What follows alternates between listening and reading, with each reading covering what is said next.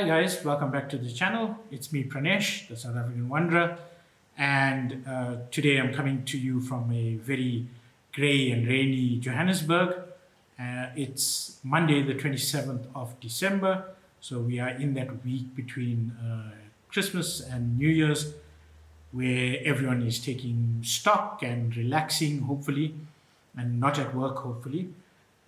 So I decided to do a quick video just to run you through my top 10 photographs that I've taken through 2021.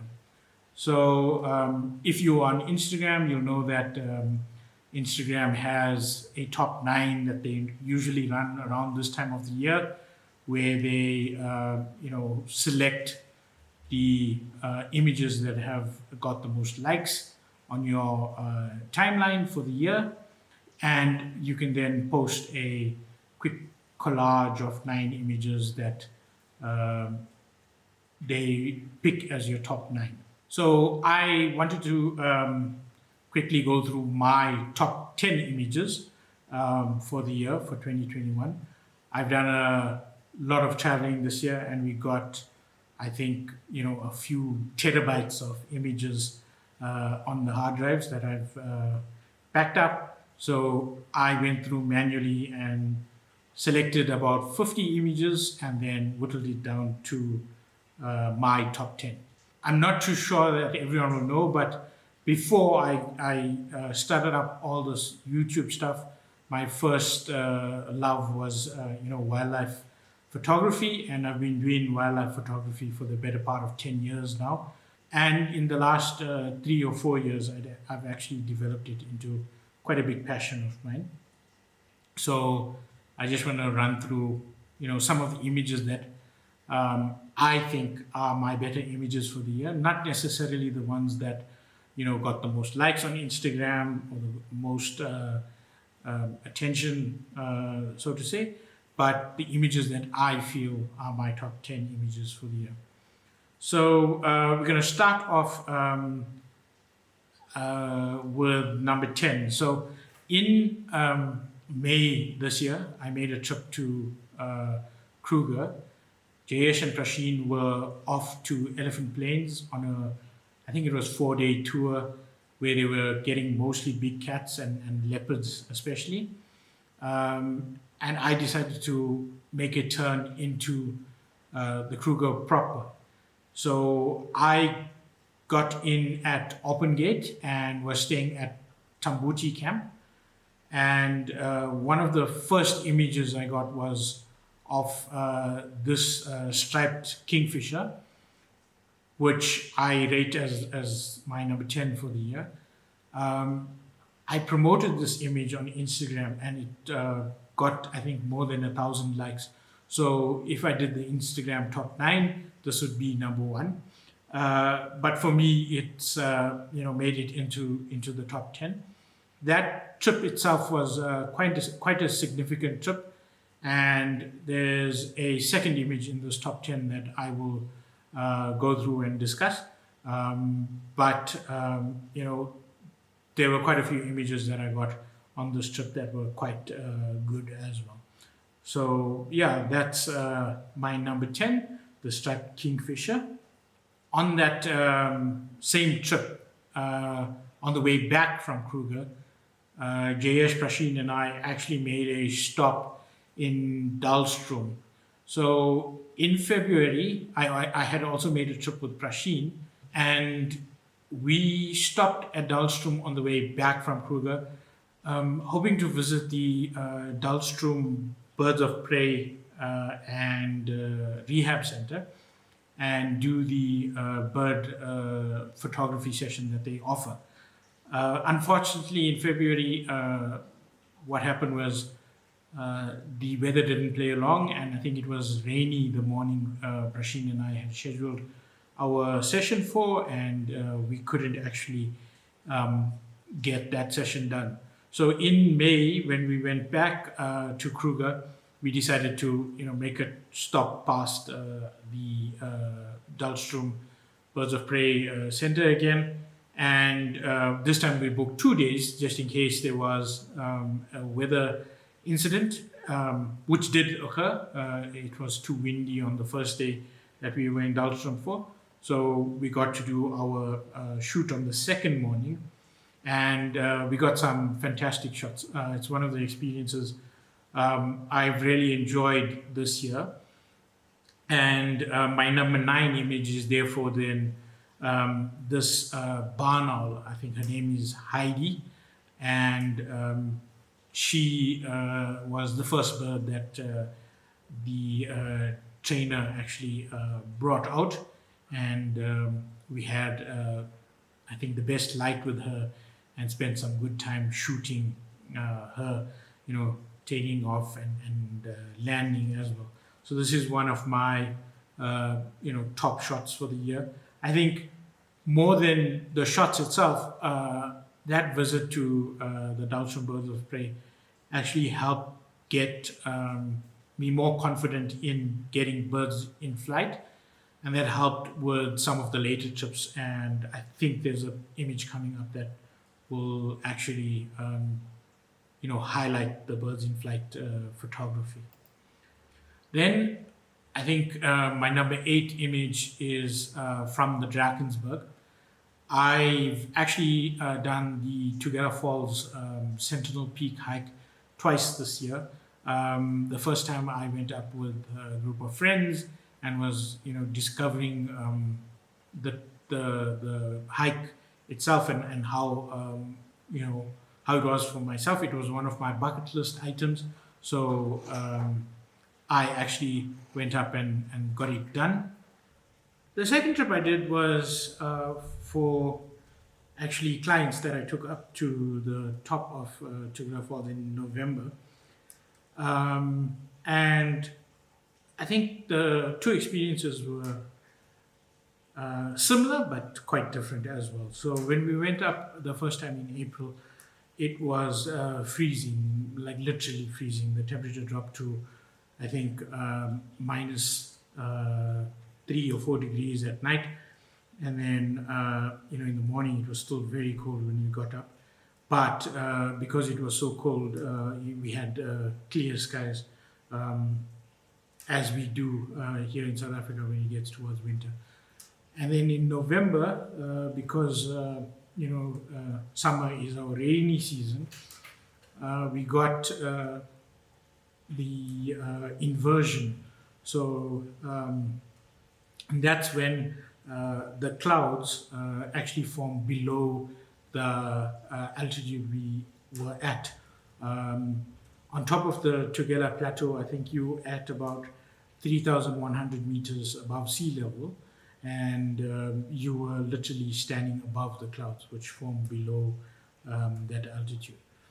So waking up on the morning of my November trip, I got this image, which I've rated as my number 8 image, which is of the Sentinel Peak on the extreme left, and the what they call the Devil's Tooth, which is on the right, with the sun coming up above it, and the inverted clouds, below where we were standing. If you look at the image itself, we were camping where those tents are, so almost to the extreme left of the image. The weather on this trip was a bit better. It didn't drop below 0 at night, but was still very cold. This was my number 8 image. And just to add, I think if you do want to go up to the top of Tugela Falls and you need someone to help organize a trip and guide you up, I will be available, so you can reach out to me and contact me in that regard. I'm also going to do a video of the walkthrough of the route, which will come out sometime in January, so do look out for that. Then I think the year started off, February it was, when Prasheen and I went through to the Kruger.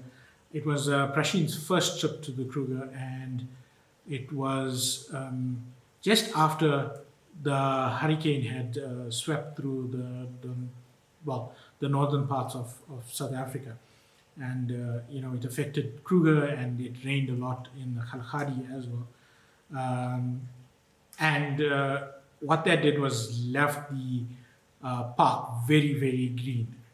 So the rain that we're having now is actually very similar, but I think more spread out. We've been having a lot of rain since almost the beginning of November, and the Kruger Park is quite green at the moment as well.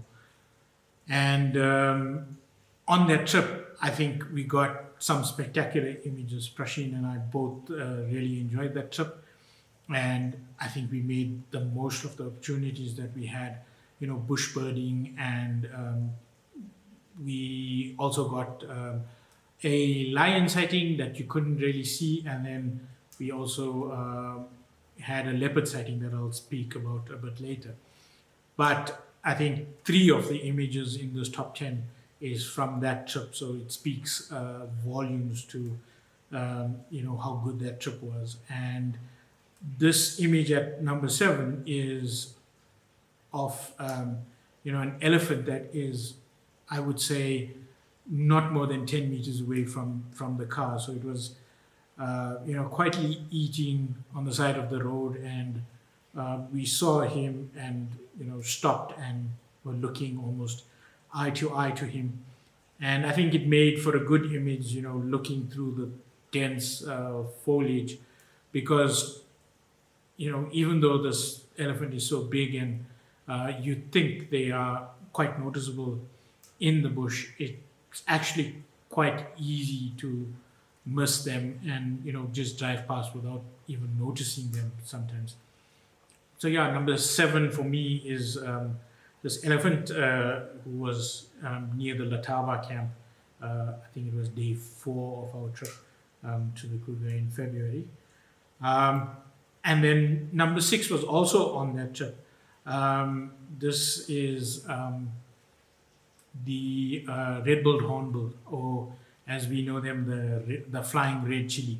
So if you spend, I think, any amount of time in the Kruger, and even to some extent in the Pilanesberg, you will see hornbills, yellow-billed hornbills and red-billed hornbills, very active. And Prasheen and I sat the one morning and watched a group of both yellow-billed and red-billed hornbills, on a section of the road we were driving between. I think it was Satara and Orpen. There was quite a few of them, and we got quite a series of images just sitting and waiting. And I think this image for me is one of my favorites, because this red-billed hornbill should consider that locust, I think it is, as a meal, and I'm not too sure if he even noticed it. He landed on that stump, posed for us nicely, and then flew off without even paying any attention to that locust. I do know that the locusts do excrete like a foul-tasting paste when they are attacked, so maybe he's learnt and he doesn't want to eat it. But I think it makes for a good picture and a good story behind the picture as well. Also, I think this is one of the images where the background came out nice and blur, and one of the things that Prasheen almost taught me on this trip was to look for your background, reposition if you have to make sure that your background is clean, clear, and blurred out. So even with my 200 600mm lens, which I think I've used on most of these images, I'll actually put which camera and lens combination it is on these images. So yeah, even with the 200 600, I was able to get sufficient blurred background, because the background was far enough to blur it for myself. I think if Prasheen was shooting with his 500mm, the background would just be just creamy green rather than this yellow and green that I have. So even better, I think.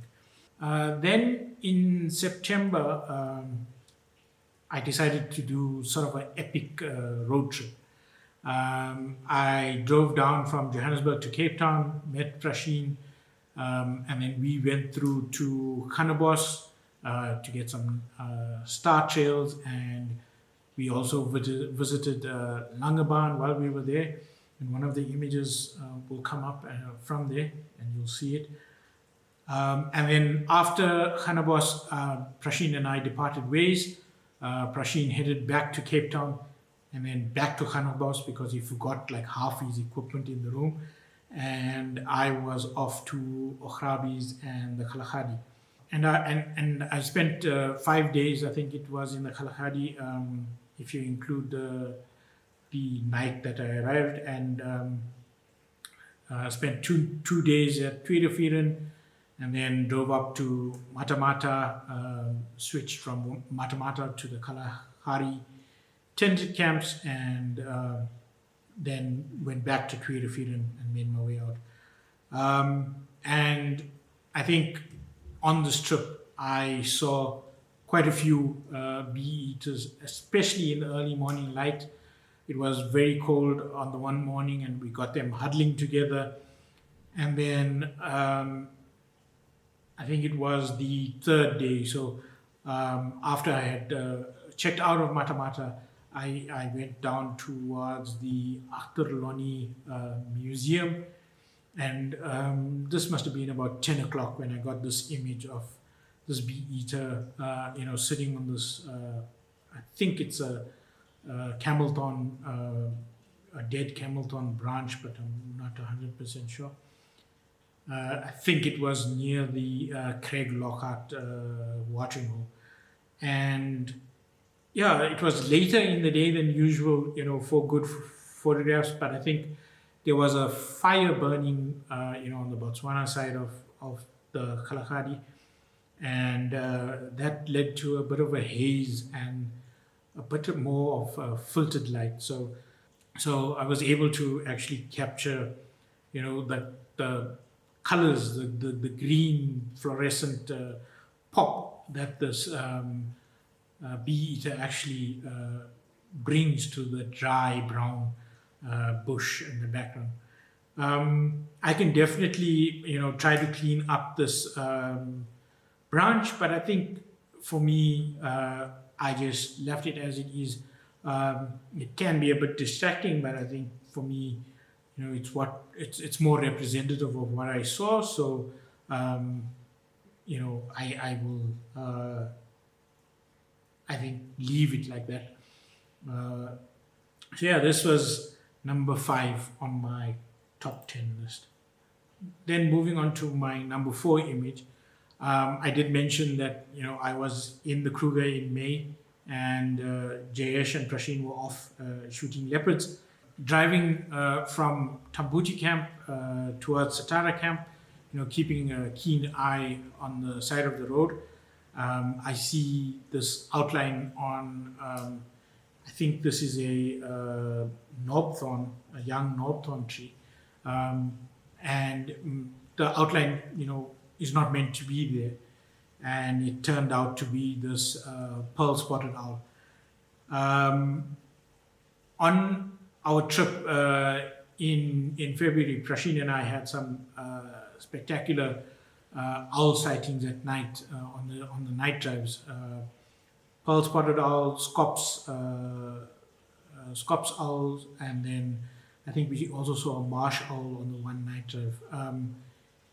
And we also heard the pearl-spotted calling and the scops calling in Lethaba as well.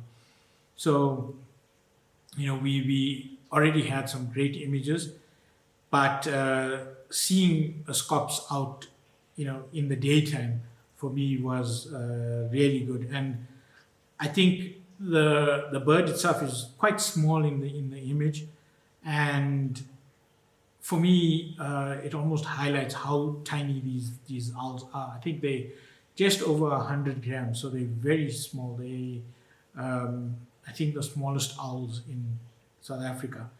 And they're very cute.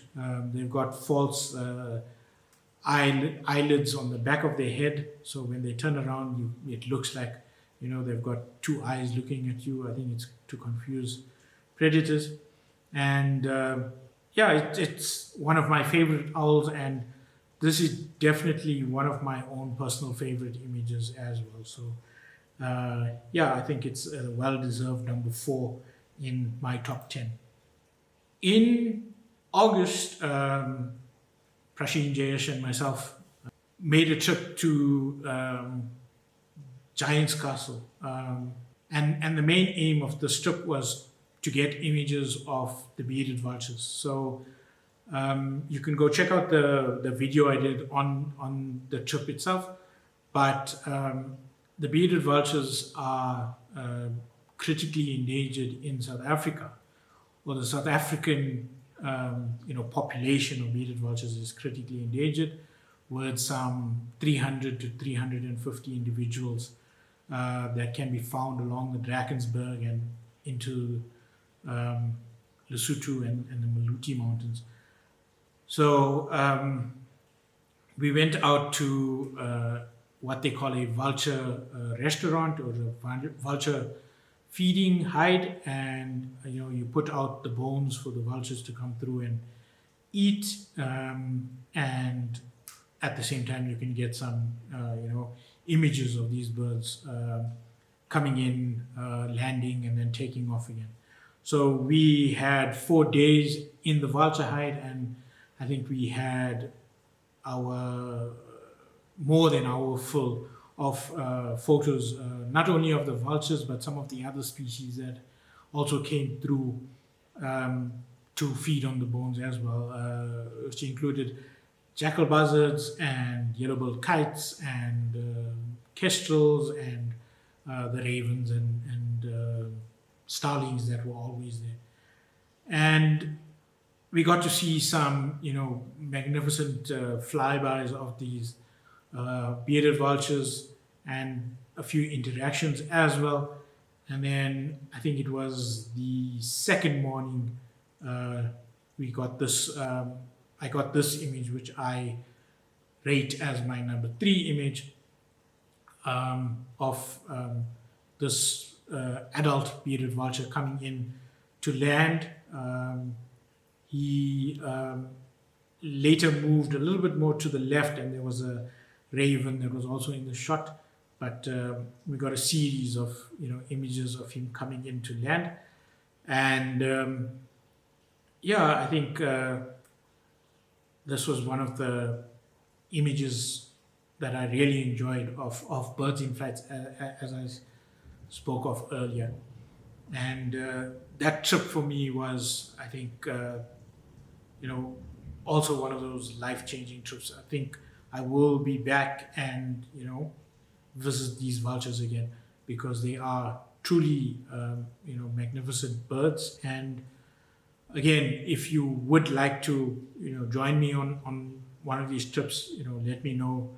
I may, put out a set week itinerary, book the hideout, and have, 2 other spots available, or 3 other spots available, and you can definitely come along and we can go get these birds, doing their stuff. I think I mentioned the trip to Gannabos earlier. It was on the way to the Kgalagadi, and it was part of, I think, a 2.5 week, epic road trip that I made from Johannesburg to Cape Town and all the way back through the Northern Cape. And we just timed the trip to Gannabos, I think, absolutely perfectly. It was early September. The Milky Way was still, visible in the southern hemisphere, and it was not too cold, sitting out in the middle of, nowhere, looking at the stars. Prasheen and I spent 3 nights taking photographs of the farm, the quiver trees on the farm, and some of the windmills and other landscapes that we got on the farm. And on the last night, we had a bit of cloud cover.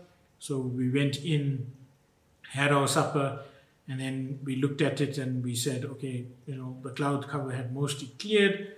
So we got out again at around, I'd say it was around 10 o'clock. And I decided to just, do time lapse with my, I think it was the A9 actually, and the 24mm G Master that I had just got. And one of the images as part of the time lapse was this image, which I've rated as my number 2 image, of the windmill being lit by our or by my car's taillights. So we decided to put the cameras out and discard almost the first few seconds of the time lapse and go in and get 2, maybe 2.5 hours of images that we could then stack into a time lapse sequence. And when we were leaving, when I switched the car on, the brake lights obviously came on and lit up the windmill while exposing for the Milky Way. So the windmill came out this nice red color. Unintentional shot. I mean, it was not planned at all. But we had to get the settings and everything right for the Milky Way. And this I will admit is a chance shot that, again, I absolutely love and will be printing. I am thinking about doing a repeat trip of the Gannabos trip that we did, in September, and maybe I can rope Prasheen along and get him to, give us his tips and tricks as well, shooting on his Canon system. I think one of the shots that he got was, the arch of the Milky Way that I didn't get, and if I had, I think it would have been in this top 10 as well. But a great trip all in all, and I think capped off by a great image as well. And then my number 1 image. So again, this is from our trip in Feb, and I think this is one of my best leopard sightings I've had in all my life. I've seen a number of leopards in the Pilanesberg. I've seen leopards on night drives in the Kruger, and I think what made this one special was Prasheen and I had driven down the S100 just outside Satara. I think we drove all the way down to the end of the S100, doing our normal birding shots, and then we turned around and we were heading back so that we could get back in time for the gate closing of Satara camp. And I see this big cat on the road, and I remember saying to Prasheen, I think it's a female lion because it was far away, and then it turns out that it was a leopard. So Prasheen says, no, I never spotted the leopard, I said it was a lion. So it was not me who spotted it, it was him, but that's debatable. And then this young male leopard kept on walking up the road towards us, and we got, I'd say, a good 10 minutes of him approaching us, smelling the bushes, scent marking, and then just scoping out his territory. And then he walked past us and jumped into the bush again. So we followed him for a little while, pointed him out to some other travelers who eventually saw us on the road and saw that we were stopped. But it remains one of my, I think this is my best image for the year. Some improvements, obviously, that I can make for the next time. I think one of the things that I learned with this one was that I was shooting with the A7 III and the 100-400, and the eye autofocus on the A7 III is not as great as the A9. So the A9 autofocus and autofocus tracking is on another level. So the first couple shots in the series with the 100-400 was with the foreleg in focus and his eyes and face not in focus. But eventually it picked up the focus and I was able to get a few shots of him as he came down the road. And then I switched to video and got some video of him as well, but not enough. So hopefully, when I go back to the Kruger, I'll have more leopard sightings, maybe a leopard in a tree, and we can sit on him and, observe the behavior for a longer period of time. So yeah, that's my top 10 images for the year. I think it's been a brilliant year with, 3 different trips to the Kruger, multiple trips to the Pilanesberg, the epic road trip down to Cape Town and then up via the Northern Cape, 2 trips up to the top of Tugela Falls. I think I went snorkeling this year as well in May when we were down in Durban for a wedding.